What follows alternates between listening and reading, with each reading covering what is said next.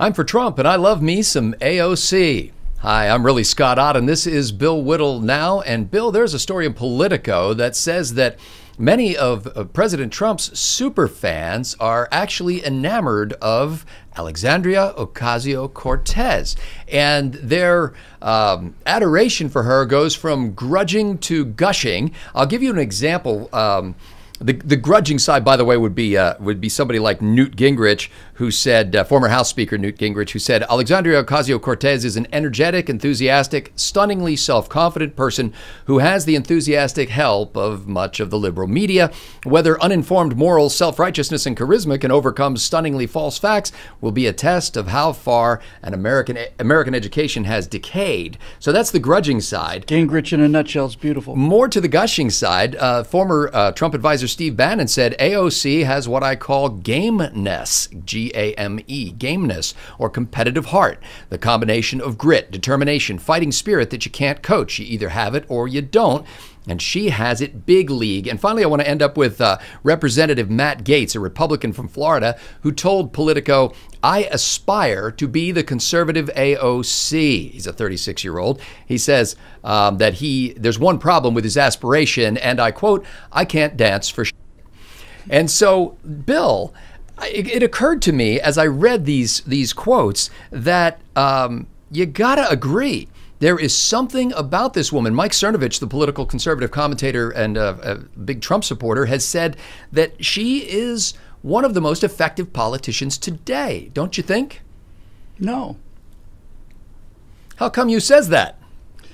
Well, first of all, your article says there are many Trump supporters that are supporters of AOC. Not supporters of, but admirers of her political admirers savvy. Of, and yes.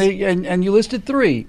And the first one was as beautifully put as I thought by Newt Gingrich, where the irony and the deadpan is so subtle you don't even realize exactly what he's saying. But what he's saying is, with the worst educational system in the industrialized world, America has produced a politician so stupid. Now it remains to see whether or not that she's going to ride this horse a little further in the future. You know, one of the things that we've talked about, Scott, and I don't remember who came up with the term. I don't know if it was you or me or anybody else. I genuinely don't remember. But we are living in a post-truth world, you know, where the truth isn't important anymore. The levels of historical ignorance, geographical ignorance, economic ignorance are unbelievable in this country. And honestly, if you were to go down to the boardwalk at Santa Monica and ask people when we got our independence, what country we got our independence from, name 3 countries in Europe, things, you know, that kind of thing. Find the United States on a map. Your only real chance of having that happen is if you're fortunate to bump into tourists from countries where they Bill, you're making the point. You're making the point of this Politico article. You're basically saying that a growing proportion of this society are the kind of people who would find that Alexandria Ocasio-Cortez is a highly effective politician. Ms. Ocasio-Cortez is an effective politician because she is polished, surrounded, and has the shield of the media around her.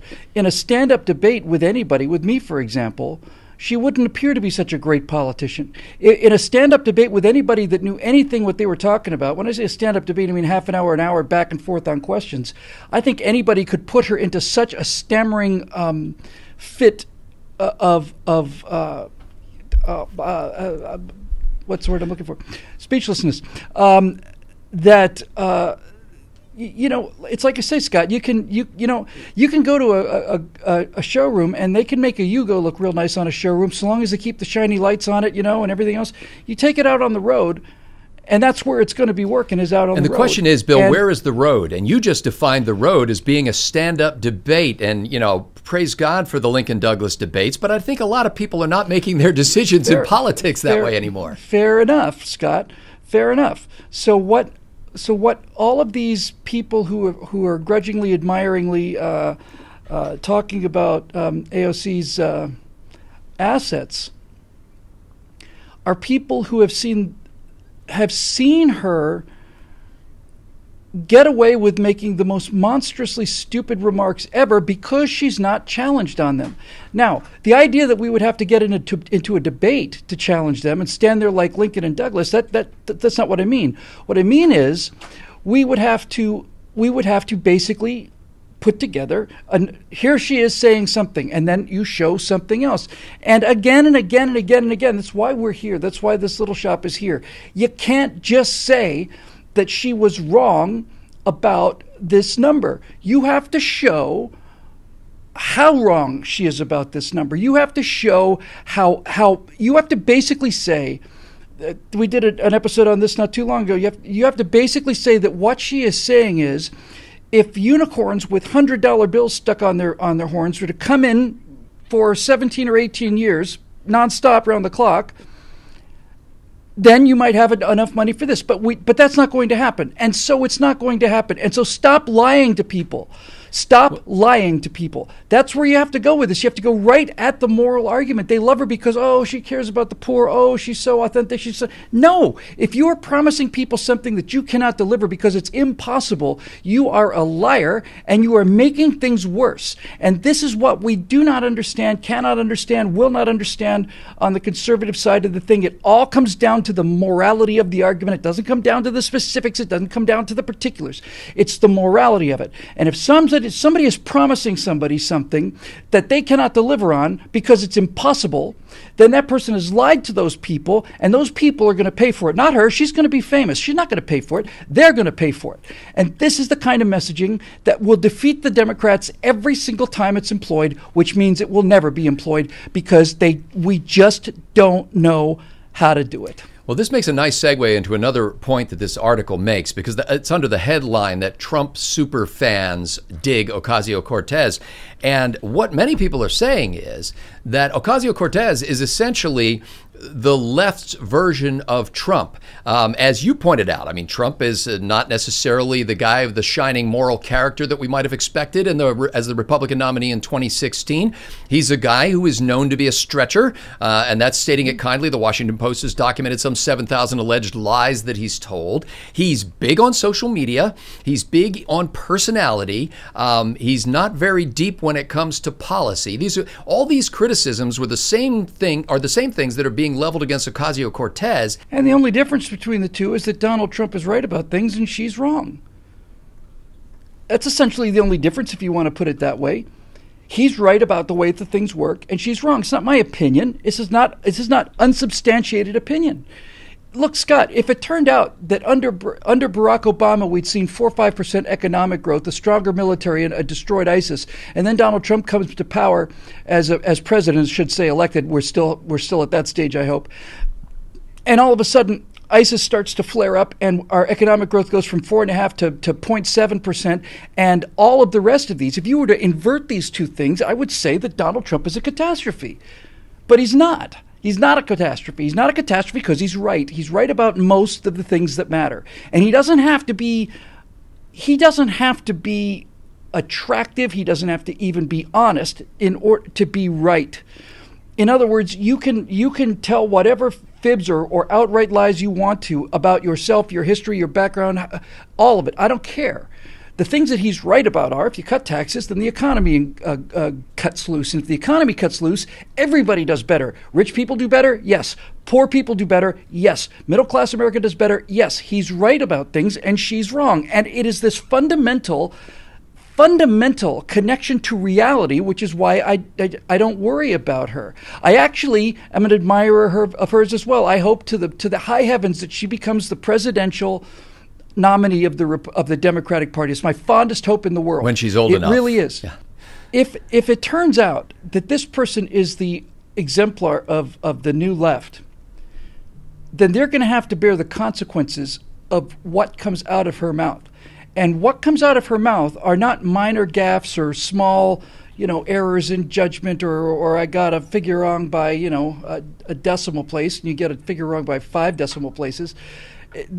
If this is what they're going to put up, then this is the kind of target I want to shoot at. I'm much, much, much more comfortable dealing with her as an opponent than I am with somebody who knew what was going on. So let me ask you, Bill, do you think it's possible, because your argument came down solidly on the side of what most conservatives would say, which is it's important that she be right. I don't care about the fluff. I don't care about the appearance and the personality and the charisma and all that kind of stuff. It's great that she has energy, but if she's pushing the wrong thing, it's energy in the wrong direction. It's taking us over a cliff. It seems to me, though, Bill, it might be possible to see what I might call a hybrid, Heritage Foundation in heels, for want of a better term. Somebody who can combine the charisma with the solid conservative credentials. Oh, you mean for us? Yeah. Is there not nice. a possibility of that? And if so, why has this person not arisen yet? Well, I guess the reason that they haven't arisen yet, I'm not entirely sure, but I suspect that anybody who wants to run for president might want to give Brett Kavanaugh a call and see how he likes the process, and maybe they can get some advice about what politics is like in 21st century America. If you're asking me why the person who is capable, competent, honest, straightforward, morally decent, if you're wondering why they're not in politics and charismatic, and charismatic. Let's call Mr. Kavanaugh and see if he has any suggestions about running for office. There is, of course, the ability to do this. But Scotty, when I say that she's wrong, I don't mean that it's like, okay, yes, because what your argument is, or what the magazine's argument is that yes, she's wrong, but nobody cares. And that's, I agree with. It's a pathetic, sad thing to agree with, but I agree that every single day that becomes more and more true. That yes, she's dreadfully wrong and no one cares. But that's not my point. My point is she is so dreadfully wrong that any attempt to actually engage her in anything other than a tongue bath is going to put her into vapor lock. For example, just as a mild example, if I'm having a conversation with her and she says she's a socialist, she's a proud socialist, and I say, before we get to your plans about socialism and so on, I think it's pretty fair to say that socialism's killed 150 million people. There were 7 million starved to death in Ukraine, probably another 20 or 30 million as a result of Stalin's purges and so on. The National Socialists in Germany killed 6 million Jews, another 6 million gypsies and homosexuals and so on and so forth. Mao starved 52 million people to death with his socialism. Castro kept the entire country starving for 56 years. Chavez has gotten socialism to the point where people have already eaten their pets. So before we talk about your plans for socialism, how do you defend 150 million people murdered for an ideology that has never, ever worked once anywhere? And what do you think she's going to say to that, Scott? It would be interesting to find out. Is she going to say, well, I'm morally right, even though those, well, that's, is that saying that, is that saying that if a secret policeman comes to your house, it takes you out in an alley and shoots you in the back of the head, that you're morally alive because it was done in the name of socialism? Is that what you're saying? Is that what you're trying to tell the people who were killed and the families of the people who were killed, who were just cut down like grain in order to get this insane idea into people's heads because people like you are too stupid to understand that this is not how the world works, not how people are built? So before we start talking about anything, I want you to explain to me why 150 million people were killed by your philosophy. And if she comes back with some kind of, well, capitalism has killed more people, are you out of your mind? Are you insane? It is capitalism and people like Norman Borlaug that have created hybrid grain and plants and so on, crops is what I was looking for, that have fed billions. There are billions and billions and billions of people who are alive today because of capitalism, and all the rest of them are not only alive, they're much richer. They don't live in stone floor dwellings anymore like they did in China when your socialism was really in full swing. I did a documentary on China in 2001. I did it while the 9/11 attacks were happening. We had footage that was shot in 2001 earlier, and we had other footage from 1994. And you couldn't cut them together because in 1994, everybody was wearing Mao jackets, riding bicycles, and living in stone floor huts. Now everybody's got cell phones, and they're driving around in BMWs and stuff. And this is not, you can't let them off the hook again and again and again. It's the moral argument, the moral argument, the moral argument. Where is it? You've got an awful lot of dead people to explain, let alone to atone for. And if you want to say, well, they didn't do that right, which is undoubtedly the response we get from these idiots, well, they didn't really do it right. Well, if they didn't do it right in Nazi Germany, if they didn't do it right in Soviet Russia, if they didn't do it right in China, they didn't do it right in Vietnam, they didn't do it right in Cambodia, didn't do it right in Nicaragua, didn't do it right in Venezuela, if they didn't do it right in Cuba, if they didn't do it right in all of these places and it's never been done right, has the thought ever occurred to you, ever, that maybe this is not something that can be done? Has that thought ever crossed your mind? Ever? Well, because AOC is not going away, neither is BWN. Bill Whittle Now will be with you 5 days a week, analyzing the news, the personalities, the culture of these United States, and the impact on the world. We're grateful to the members at BillWhittle.com who have made this analysis possible. If you want to join their ranks, you can go to BillWhittle.com and click that Become a Member link. If you'd like to just make sure you never miss a video on YouTube, feel free to click that notification bell or the subscribe button, or both, on our YouTube channel, which is youtube.com/Bill Whittle channel. We look forward to analyzing more of the breaking news of the day this week, every day, 5 days a week. With Bill Whittle, I'm Scott Ott. Thanks to the members of BillWhittle.com for making this possible.